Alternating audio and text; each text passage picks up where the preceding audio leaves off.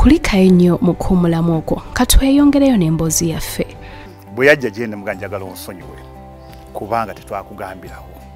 Ekyo nakikola ne muga tetwakugambirawo kubanga twatyo kugamba. Ku ngeri gye baategeeramu nti gye bali si gye bazaalibwa be twayogeddeko nabo buli omu aginyumya bubwe. Tetutera nnyo bagamba nga bakyali bato nnyo nti embeera zo bweziti ne bweziti, naye bw'aba akuze katugamba awezeza myaka 17 oba awezeza myaka 15 depending omwana engeri kijyakuzeemu, naye kyayinza yeebuuza oluusi ayinza kujjako eri muntu omukulu n'amubuuza naye yeebuuza nti naye lwaki nze kino kyekyantuukako. Oluusi babeera n'obusungu ne bagamba naye buli mala ndaba omuntu ono ne ndaba maama wange oba ne nkola bwente. Naye bwe nakitegeera nti ekituufu kiri nti taatawo gy'ali nalwanagana n'ekirowoozo ekyo mu butuufu nti neebuuza ku bantu abamu, nayogeranga n'abantu abamu abakulu ab'enjawulo. Taata bangamba nti maama yaŋŋamba nti si yanzaala, naye nga buli gw'okigamba oba Katonda yali akikoze, naye nga buli gw'okigambaga maama wo nange yakiŋŋambako. Kati ng'already story yali maama yatuuka ng'agikola ki ng'alina be yali agibuuliddeko. Kati bwe natuuka okuŋŋamba nti bwe yatuukira okuŋŋamba nti si nze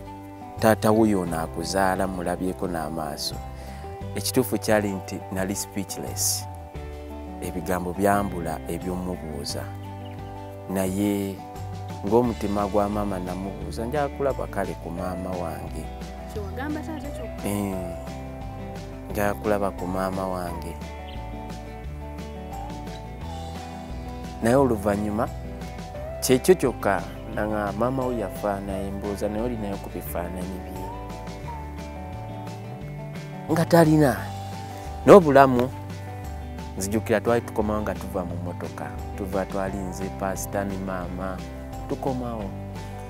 Saalina bwe nanyumya nabo baagulanga ebyokulya nga mpulira sikola ki saagala. Nasoma first term ngenda okitunulira nga omuto waffe asembayo yakatandika agenze mu middle class nga nina omukwata ne mutwala ku ssomero ne omutuusa ku ssomero nga nina okusooka ne mutuusa ne ndyoka ntambula ne ngenda nga twaliwo nawo distance nga ngenda tuuka leetu ku ssomero. Ngera yentuuka ng'omusomesa ayingidde dda nga sigenda mu class nga nyambuka eyo ne ngenda ku miti eyo ku Bulongooti Church of Uganda ne ngenda walingayo emiti gy'emiyembe nga ngenda njijjayo kuba nalina ensawo yange ennene nga njijjayo nga njitwala nga tugiteeka mu kibbo ewaka nga tugiteekamu awo kuba mama bwe yayita nagenda yalinga oluusi atusiikirasiikirayo obwokulya biki nga atundatundawo obusabbuuni buki bwasanze obwangungu. Then naffe kyetwakola nga tuteekayo emiyembe nga tusaawo oluusi nga tugenda tujjayo kasooli nga tumufumba kuba kyekyabeeranga ekyeggulo kyaffe nga nina ofumba kasooli nga natuuka ekiseera ttaamu y'okubiri nga sikyasoma nga nina okusigala ewaka olumala olutwala muto wange okusomera nga nina okudda ngende noonya emiyembe ngigye abaguzeeko nga bagula bwe baba tebaguze nga ffe tugyeriira kuba munaye ate tugirekewo givunde. Njagala okusisinkana omukyala oyo Zaituni, kyagala nnyo kubanga singa siye osanga sande badde wange naye yandimpiseko nga balankiwa abampitako sikiwa nti yekayeka yandaba bangi nkiwa bandaba. Abamu ku basobola okuzuula eŋŋanda zaabwe bwe twatuuse ku nkolagana gye balina nabo baatulaze nti embeera si nnyangu n'akamu. Ku famire ebbiri ku gye nakuliramu n'eri gye banzaalamu eriwa gye mpuliramu emirembe bwe ntuuka ndi waka kyenyinza okugamba mba ne Pasita Kaddu mba waka famire emu. You don't know banaye nayuza engatto simanyi oba taata yandibikoze, simanyi kuba bw'aba yandibikoze kale yandinoonyezaako nendaba omusajja yandize yeewuubanga ewaka ekyo kale nandikirabye nti kale waliwo omusajja yajjanga ewaka buli lunaku ekyo nandikira n'ekyo saakola ki ne pastor Kaddu nagenda nga pastor ndi mulwadde zijukira waliwo olunaku uniform nali sirina uniform nenkomayo waka ewa mama nangamba gende wa Musumba. Pastors pick my dad ne doctor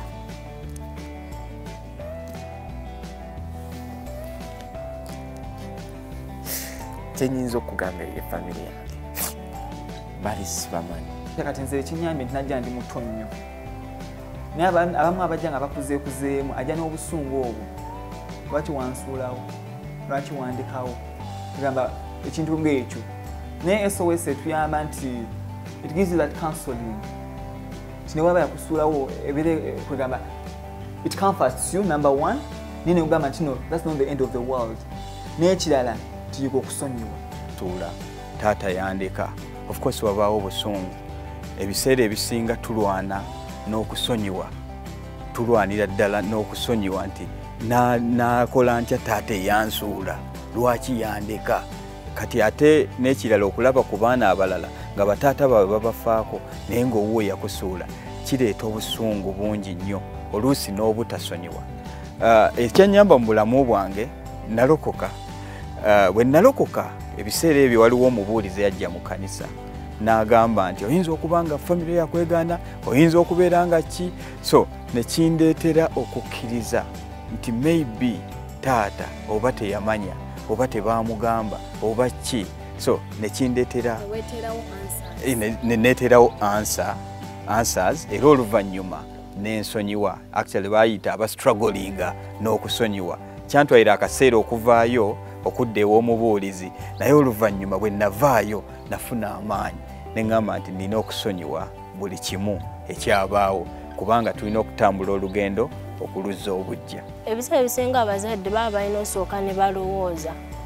biki abaana bye bagenda oyitamu kuba emyaka mama gye yatulekerako gyali mito kati mba njagala abazadde abasinga basooke balowooze omwana agenda mulekawo agenda abeera atya kiki agenda oyitamu kisinzira n'emmere mumulesa oyinza omuleka ng'omulekedde muntu naye kati ffe we batulekerawo twali mu nnyumba tewali gwe batulekedde nti oba ono mukulu. Ekirungi oluvannyuma lw'okulaga ne Hagai Simon Kasule ng'alaja n'okuzuula omukyala eyamulonda Zaitun yalabise era essanyu lyabuze katono okubatta.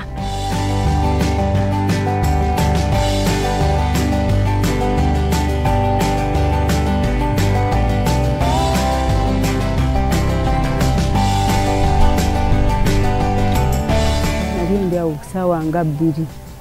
ez'ekiro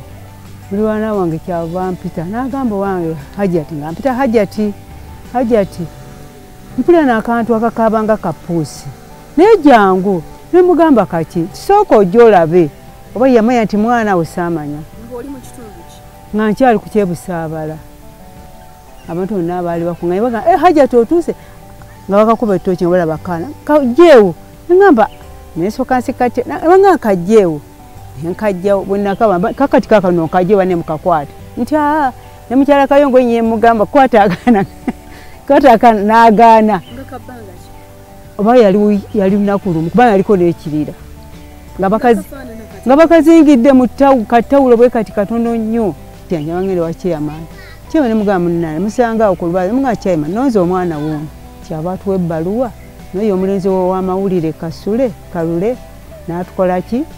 ne mugamba namperekerako nagamba Hajati kankwerekereko tugenda ku poliisi kale nono maama Faruku naye yatuwerekera tugenda ku poliisi ne kwa statement nga bwe nnonze omwana eyekatwe wali ng'ekibuye nenkola ki nempa statement nange ono yampise n'aŋŋamba mwana waliwo akakabanga poosi nange ne baŋŋamba nti twagenda okulaba nga mwana kwe kumugjawo ne baŋŋamba mmuzeeye nsule naye nenkeera ku makya mmuze twagula gulukosi ne tukawaako akajiiko munnange akaana ne kasirika ne keeba kamanya ennaku gye kaaliko nga batuwa bbaluwa waliwo omwami Kalule sikyajjukirawo batusindika poliisi watusindika tugenda tufuna ebbaluwa etusindika kuki ku Ssanyu Babies Home kakati ntugenda tugifuna awo tuli mu ssaawa mmeka tuli mu ssaawa ndowooza nga 8 tusa lwe twagenda n'omwami oyera bambi teyandekerera netugenda tuwandiise omwana batubuuza omwana mwe tumwana tumulonze naye batusindise wano mumulabirire n'abakyala tebaali babi nga bakola ki nga basigaza mwana nasonyise nnyo mwana wange katonda yebale kukuuma munnange kale munnange nobamu ekyo nti kampite maama yandabiri yanzija mbuyinike kale sewo amina naawe wakukulembera gyolaga abaana be baŋŋamba omuwala yaŋŋamba maama omwana gwe walonda ku lwebusaabala wali akuyita nenseka neŋŋamba banne katonda nga wamaanyi anzijukidde. Lindirira ekitundu ekyokubiri ekikwata ku mboozi eno ey'okusuula abaana naddala ku bikwata ku Haggai n'engeri gye yasisinkanamu omukyala eyamulonda.